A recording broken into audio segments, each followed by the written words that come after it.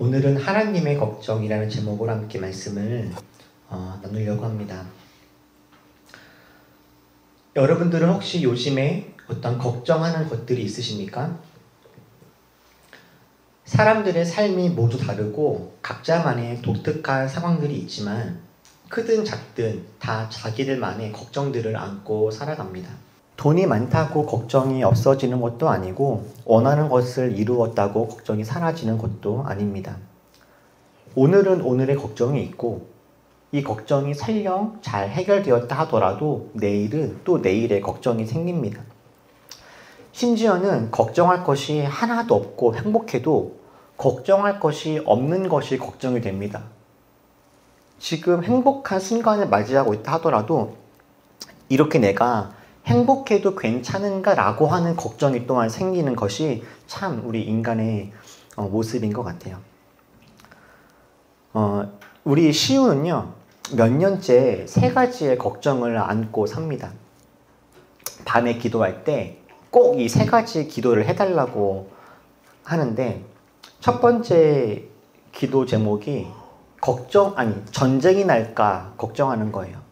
그래서 하나님 전쟁 나지 않게 해주세요라는 기도를 꼭 해요. 두 번째는 이 지구의 기후 위기가 너무 걱정된다고 합니다. 지구가 너무 온난화나 이런 기후가 안 좋아져서 망할까봐, 멸망할까봐 걱정을 많이 하고요. 세 번째가 잘 때 무서운 꿈 꿀까봐 걱정을 많이 해요. 이 기도를 몇 년째 하다 보니까 시우가 너무 이 걱정이 얘를 힘들게 하는 것이 아닌가 싶어서 시우야 걱정하지 마, 전쟁 안 나, 이런 이야기를 해주곤 하는데 문득 어느 날 생각해 보니까 시우가 하는 이 세 가지의 걱정에 공통점이 한 가지가 있더라고요. 시우가 이 세 가지를 왜 걱정할까? 본인이 그리고 우리가 통제하기가 쉽지 않은 일들이다 싶어요. 우리가 아무리 전쟁을 안 나게 하고 싶어 해도 누군가가 어디 힘 있는 사람들이 전쟁을 일으키려고 하면 일어날 수도 있고, 우리가 지구를 보호하려고 해도 지금 이렇게 지구가 점점 이렇게 안 좋아지는 것 막기가 쉽지 않고요. 시우가 아무리 평안한 밤을 보내고 좋은 꿈을 꾸고 싶어도 꿈이라는 것은 본인이 어찌할 수 없는 거잖아요.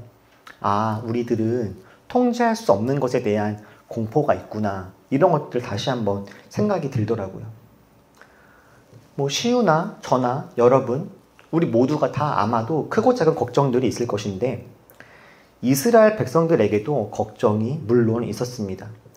오늘 저희가 읽은 신명기 말씀은 모세가 자신의 삶과 사역을 다 마치고 마지막으로 이스라엘 백성들에게 했던 고별 설교를 담고 있는 게 신명기의 말씀입니다.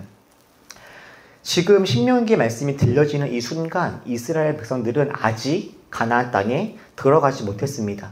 비록 출애굽을 하였지만, 애굽에서 탈출하였지만 40년이라고 하는 시간 동안 여전히 광야에 머물고 있는 상태. 가나안 땅 정복은커녕 가나안 땅에 들어도 가지 못한 상태가 지금 신명기에서의 이스라엘의 상태입니다. 모세가 고별 설교를 하고 있는 이 순간에도 이스라엘 백성들에게는 걱정이 있었습니다. 여러분, 이스라엘 백성들에게는 어떤 걱정이 있었을까요? 이스라엘 백성들은 앞으로 우리가 가나안 땅에 들어가서 가나안 족속들을 이길 수 있을까? 그들을 몰아낼 수 있을까에 대한 걱정이 아주 많았습니다. 우리가 저들을 정말 이길 수 있을까? 우리가 저 땅을 정복할 수 있을까? 우리가 저곳에 들어가서 정착할 수 있을까? 이 가나안 땅과 가나안 땅에 살고 있는 그런 민족들에 대한 걱정이 아주 많았죠. 이스라엘 사람들 중에서 믿음이 없는 사람들만 걱정한 것이 아닙니다. 주님을 잘 따랐고 믿었고 모세 옆에서 아주 충실하게 리더 훈련을 감당했던 여호수아도 똑같이 아주 큰 걱정이 있었습니다. 우리가 정말 가나안 땅에 들어가서 그곳에 있는 사람들을 잘 몰아내고 하나님이 기뻐하시는 사랑과 공의의 나라를 세울 수 있을까? 여호수아도 걱정을 했어요. 우리에게 밝은 미래가 있을까? 여호수아도 겁이 났습니다. 그런데 여러분, 놀랍게도 지금 이 순간에 이스라엘과 여호수아만 걱정한 것은 또한 아닙니다. 지금 이때 걱정하고 있는 분이 또 한 분 계세요. 우리 하나님 말입니다. 여러분, 저희들만, 연약한 인간들만 걱정이 있는 것이 아니라 놀랍게도 전능하시고 전지하신 하나님에게도 걱정이 있습니다. 이때 하나님은 어떤 걱정이 있었을까요? 하나님의 그 걱정이 오늘 우리가 읽었던 20절 말씀입니다. 우리 다 같이 한 번 더 읽어볼까요? 20절. 자, 시작. 내가 그들의 조상에게 맹세한 젖과 꿀이 흐르는 땅에 그들을 인도하여 들인 뒤에 그들이 살이 찌도록 배불리 먹으면 눈을 돌려 다른 신들을 섬기며 나를 업신 여기고 나와 세운 언약을 깨트릴 것이다. 여러분, 지금 하나님이 하고 계시는 걱정이 어떤 내용입니까? 하나님은 이스라엘 백성들이 가나안 땅에 들어갈 수 있을까 없을까를 걱정하지 않으십니다. 이스라엘 사람들이 먹을 것을 혹시 구하지 못하는 것은 아닐까? 가나안 민족들에게 어려움을 당하는 것은 아닐까? 이런 걱정을 하시는 것도 아니죠. 오히려 하나님은 이스라엘이 너희는 곧 젖과 꿀이 흐르는 가나안 땅에 들어갈 것이다 라고 확언하십니다. 너희들은 앞으로 배가 부를 것이고 살찌게 될 것이다 라고 말씀하세요. 그러나 그럼에도 불구하고 하나님 안에 있는 걱정은 이스라엘 백성들이 가나안 땅에 못 들어가는 것이 아니라 들어간 이후에, 그곳을 다 정복한 이후에 그들에게 풍요가 찾아왔을 그 다음에 있습니다. 가나안 땅에 들어간 그 다음에요. 그곳에서 잘 살게 된 그 다음 말입니다. 이스라엘이 하나님의 보호와 인도하심 속에 이제는 배부르고 넉넉해진 그 다음, 주님은 그 다음이 걱정되는 거예요. 하나님이 원하시니 그들은 가나안 땅에 들어가게 될 겁니다. 하나님은 그들을 넉넉하고 풍성하게 채워주실 겁니다. 그거는 걱정할 일이 없습니다. 그러나 이스라엘 백성들이 가나안 땅에 들어가서 배부르고 살찌게 되고 여유가 생기면 그들은 하나님을 떠나게 될 것이고 하나님을 멸시할 것이고 하나님과의 언약을 어길 것이라고 주님은 그것을 걱정하고 계시는 거예요. 하나님에게 있어서 이스라엘이 가나안 땅에 들어가는 것, 그곳에서 풍요를 누리는 것은 그리 어려운 일도 그리 중요한 일도 아니었습니다. 하나님에게 중요한 것은 이스라엘이 가나안 땅에 들어가는 것이 아니라 가나안 땅에 들어갈 만한 실력이 있는지, 가나안 땅에서 풍요를 누리는 게 중요한 게 아니라 풍요를 누릴 만한 능력이 있는지가 중요했어요. 풍요가 있어도 여유가 있어도 하나님을 떠나지 않고 교만하지 않고 사랑과 공의 안에서 머무를 수 있는지 주님은 그것이 걱정스러웠던 겁니다. 가나안 땅에 들어가서 풍요를 경험한 뒤에 그들이 이제 하나님은 필요 없다라고 하면서 자기 욕망대로 살아갈 그 순간이 하나님은 걱정이 되었던 거예요. 많은 그리스도인들에게 당신이 좋아하는 성경 구절은 무엇입니까? 라고 물어보면 빼놓지 않고 등장하는 말씀 중에 하나, 혹 우리가 사업을 하거나 가게를 차려서 사업장이나 가게 어디 한 군데에 말씀 구절을 붙여놓을 수 있다라고 한다면 빼먹지 않고 등장하게 되어지는 이 성경 구절 하나가 바로 이 말씀일 겁니다. 빌립보서 4장 13절, 나에게 능력을 주시는 분 안에서 나는 모든 것을 할 수 있습니다. 이 말씀 말입니다. 많은 그리스도인들이 이 구절을 암송하면서 아주 희망과 소망을 붙잡고 잘 살아가는 말씀 중에 하나죠. 나에게 능력을 주시는 분 안에서 나는 모든 것을 할 수 있습니다. 힘이 들고 상황이 어려워도 주님 잘 믿고 나아갔을 때 하나님이 나에게 감당할 수 있는 은혜를 주실 것이다. 지금은 비록 힘이 들고 어려워도 주님은 나에게 모든 것을 할 수 있는 능력을 주실 것이다. 이렇게 기대하면서 이 말씀을 품죠. 그러나 오늘의 이 말씀처럼 오해가 많은 말씀도 없죠. 많은 사람들이 이 말씀의 방점을 저 모든 것, 나는 모든 것을 할 수 있다에 찍습니다. 그리고 저 모든 것이라고 하는 단어 안에 자기의 모든 소원과 소망과 꿈과 희망을 넣습니다.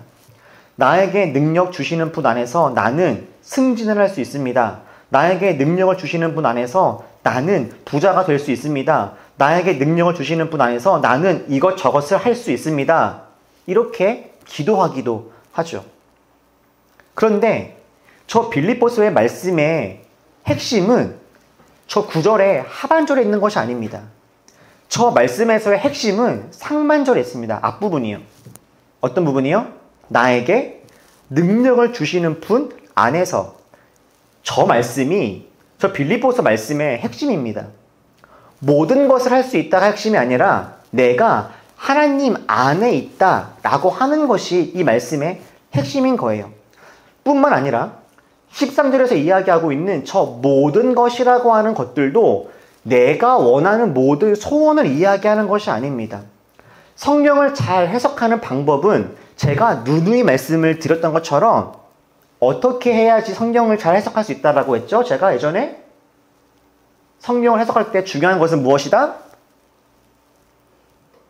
문맥이다라고 했죠. 문맥. 그죠? 저 모든 것이 헬라어로 히브리어로 무슨 단어인지 아는 것은 더 나중이에요. 전체의 성경의 구절 안에서 어떤 맥락으로 이 구절들이 쓰여지고 사용되고 있는지가 제일 중요한데, 저 13절 말씀이 나오기 직전 12절 말씀을 보면은 13절의 모든 것이 어떤 의미인지가 명확하게 드러납니다. 사람들은 빌립보서 4장 13절 말씀을 다 암송하고 외우지만 12절 말씀을 외우시는 분은 저는 아직 한 번도 못 봤습니다. 12절 말씀 볼까요? 정말 중요한 말씀이에요. 같이 읽어볼게요. 시작. 나는 비천하게 살 줄도 알고 풍족하게 살 줄도 압니다. 배부르거나 굶주리거나 풍족하거나 궁핍하거나 그 어떤 경우에도 적응할 수 있는 비결을 배웠습니다. 그 다음에 이어지는 게 13절이죠. 그렇다면 12절과 이어진 13절 말씀을 봤을 때 13절의 모든 것은 어떤 것을 의미하겠습니까? 모든 것? 저 모든 것은 내가 원하는 모든 것이라고 하는 의미가 아니라 비천함, 그리고 풍족함, 배부름과 굶주림, 풍족과 궁핍, 이 모든 것을 이야기하는 것이죠. 내가 원하는 것들이 다 이루어질 것이다 뿐만 아니라 내가 원치 않는 것들, 가령 비천함, 굶주림, 궁핍, 이런 것들이 나에게 올 수도 있는데 그럼에도 불구하고 이런 것들도 나는 감당할 수 있다라는 의미예요. 왜요? 어떻게 해요? 내가 하나님 안에 있으면 말이다 라는 거죠. 이 시대에, 우리가 살고 있는 이 시대에 돈이라고 하는 것은 참 우리로 하여금 많은 것들을 갖다 줍니다. 이 시대에 돈이 가진 아주 무서운 것 중에 하나는 우리들에게 유사 전능성을 준다라는 데 있죠. 돈이 있으면 할 수 있는 것이 참 많아집니다. 원하는 것을 구입할 수도 있고 멋진 경험을, 체험을 살 수도 있습니다. 시간을 벌 수도 있죠. 누군가를 도울 수도 있고 반대로 누군가를 괴롭게 할 수도 있습니다. 돈이라고 하는 것은 이 세상, 이 시대에 우리들로 하여금 마치 내가 하나님이 된 것처럼 전능성을 발휘할 수 있게 하는 아주 놀라운 도구이죠. 그래서 이 돈이라고 하는 것은 우리들 안에 하나님의 자리를 위협합니다. 그런데 돈만 위험한 것이 아닙니다. 가난 역시도 위험합니다. 물론 돈이 많으면 하나님을 잊을 것 같고 돈이 없는 사람들은 주님을 더 의지할 것처럼 보이지만 실제로는 그렇지 않죠. 돈이 없고 삶의 안정이 없으면, 특히 요즘과 같은 우리가 살아가고 있는 이 시대에는요, 신앙생활 하기가 더 어렵습니다. 삶이 힘들고 물질로 쪼들리고 어려운 사람들은요, 신앙생활을 할 수 있을 만한 시간적 마음의 여유가 더 없어요. 잠깐 시간 내어서 기도하고 말씀을 읽으려고 해도 너무 몸이 피곤하고 힘들고 지쳐서 그럴 만한 짬을 내지 못합니다. 주일날 나와서 예배를 드리고 싶어도 일을 해야 되거나 다른 거에 치여서 그렇게 하나님 안에서 쉼을 누릴 수 있는 여유를 얻기도 어렵죠. 그런데 지금 바울이 뭐라 그랬습니까? 나에게 능력 주시는 자 안에 있을 때, 하나님 안에 있으면 나는 비천할 수도, 가난할 수도 있고, 부할 수도 있고, 가난하거나 부하거나 어떤 상황이 되었든지 간에 나는 충분히 그 상황 안에서 하나님 안의 은혜를 누릴 수 있다.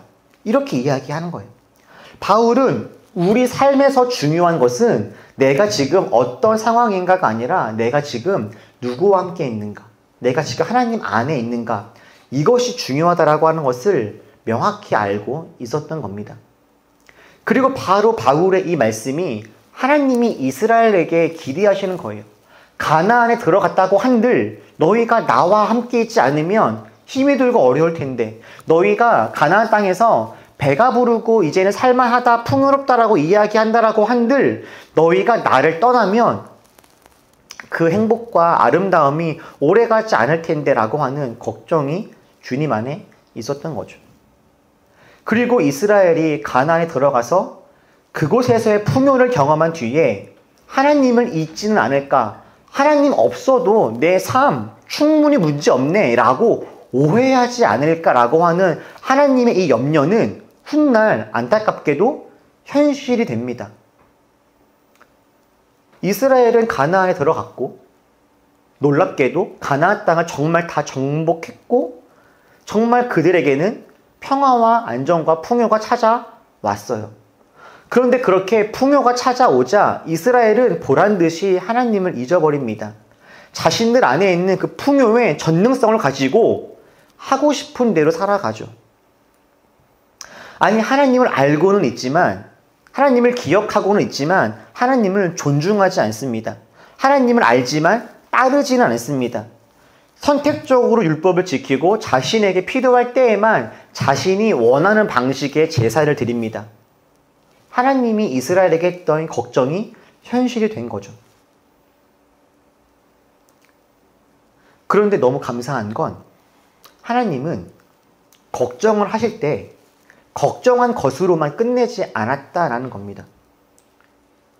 하나님은 이스라엘이 풍요 속에서 하나님을 떠날 것을 아셨지만, 그래서 그것이 너무 걱정스러웠지만, 하나님을 떠난 이후에 그 결과 결국 이스라엘은 고통과 고난 속에 머물게 될 것도 아셨지만, 하나님을 떠날 그들, 하나님 마음을 아프게 할 그들을 위해서 하나님은 한 가지 말씀을 더 하셨습니다.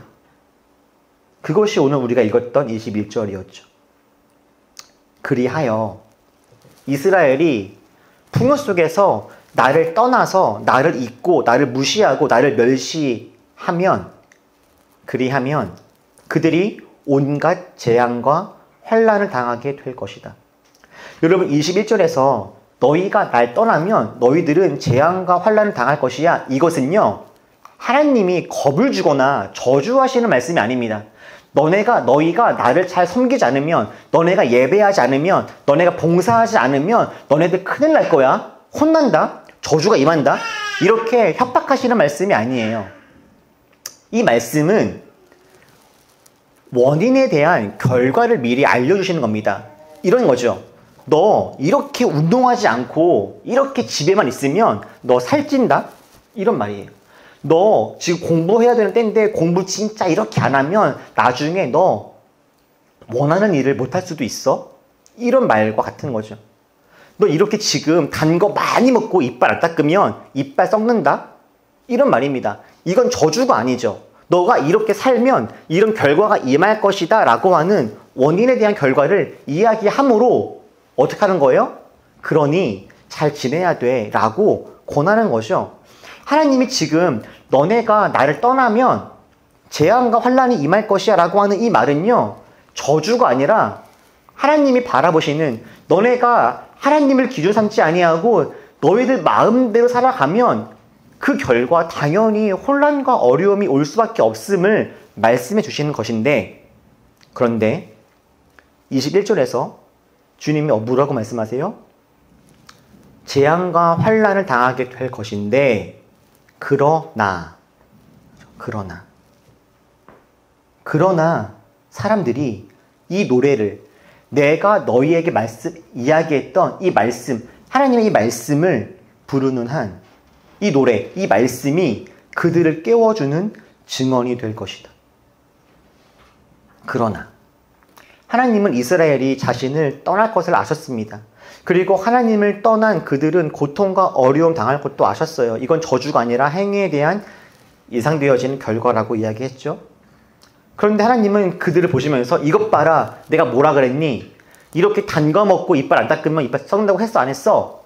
이렇게 말씀하시는 것이 아니라 그러나 너희가 나를 떠남으로 재앙과 환난을 당하게 될 것이다. 그러나 너희가 다시금 나를 기억하고 내 말씀을, 내 이야기를 기억하면 그 말씀이 다시금 너희들을 살릴 것이다. 하나님이 다시금 너희들을 회복시킬 것이다. 하나님은 하나님을 배신하고 떠나서 고통 속에 있을 그들에게 다시금 사랑과 희망을 말씀하고 계세요. 이스라엘이 하나님을 떠나도 하나님은 이스라엘을 떠나지 않으시겠다고. 혹 너희들이 넘어지고 흔들려서 고통과 아픔을 맞이하게 되더라도 포기하거나 주저앉지 말고 다시 하나님께로 돌아오면 다시금 살게 해 주실 거라고. 하나님은 끝까지 우리들을 포기하지 않고 사랑해 주신다고 걱정 이후에 희망과 소망을 또한 약속하고 계시는 거예요. 여러분, 우리 삶에 아주 크고 작은 많은 걱정들이 있죠. 대부분의 걱정들은 우리 몸과 마음을 병들게 하고 아프게 합니다. 그런데 성경엔 걱정들이 다 나쁜 게 아니라 우리한테 유익한 걱정도 있다라고 말씀하시는 것을 아십니까? 하나님의 뜻대로 하는 걱정이 있답니다, 여러분. 걱정과 근심은 다 나쁜 것이 아니라 하나님의 뜻대로 하는 걱정이 있대요. 하나님께서는 우리가 걱정하며 살기를 바라십니다. 걱정하면서. 근데 무슨 걱정이에요? 돈 걱정? 사랑 걱정하는 것이 아니라 내가 지금 정말 주님 안에 거하고 있는지를 걱정하면서 근심하면서 돌아보라고 말씀하세요.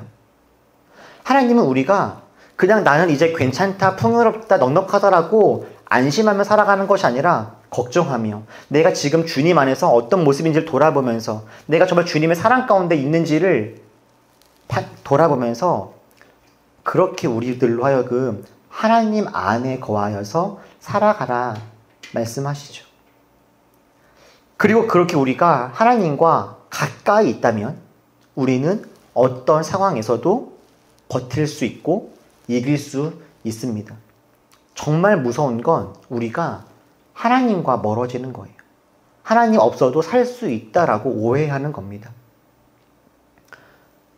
내가 하나님 안에만 있으면 비천하게 살 수도 있고 풍족하게 살 수도 있다라고 말했던 바울의 그 고백처럼 우리들 어떤 상황 속에 있든지 하나님 안에 거함으로 하나님이 주시는 그 참된 평안을 누리면서 풍성한 삶을 살아갈 수 있는 그런 지혜가 하나님 안에서 하는 근심이 있는 그런 삶이 되기를, 그래야 하나님이 주시는 그 은혜들을 어떤 상황이든지 잘 누리고 살아가는 우리 모두가 되기를 주님의 이름으로 축복합니다.